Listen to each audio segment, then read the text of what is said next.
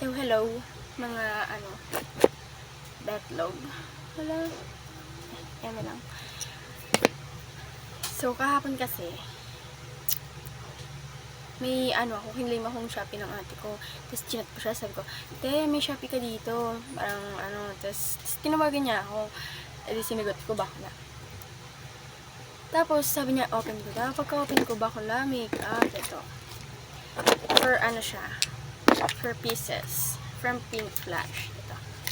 Tapos sabi ko, ang ganda naman, sa akin na to. Tapos sabi niya, sa'yo naman talaga yan. O, diba? Like,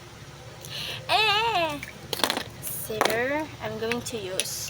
Alam mo ba, mostly pala, ang dami ko na palang mga ganito. Itong dalawang lipis na binigay sa akin. I think this is Matte Lip Cream Eme and this is Tonor. Alam mo ba, bali may na ako nito.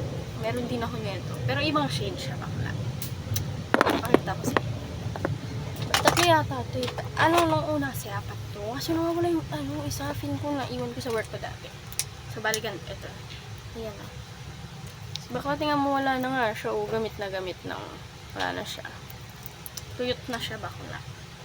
Ito, bago lang din ito. Sure ko lang.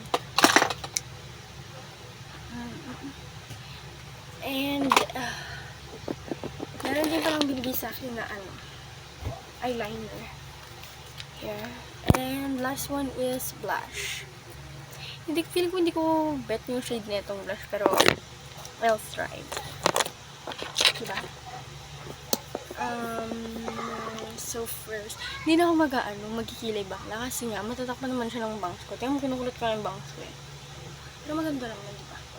So, next one is lang ako ng letters. And also, ako ng ko. Ang tawag dito bakla eyeshadow. Yung lang. Yung parang hindi lang halata. So, and also I'm going to use this palette pala. From Any Lady. Ito siya. Gamit na gamit na yung orange na blush bakla, diba?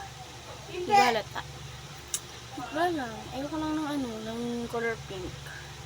I mean, gusto ko naman siya, pero hindi kasi bagay sa mukha ko, diba? Parang naman gamitin ko, kahit di bagay, diba? Parang tanga naman. Hindi ko alam yung mga shade emanate, baka basta ito yung feel ko yung parang pinakaunang-unahan.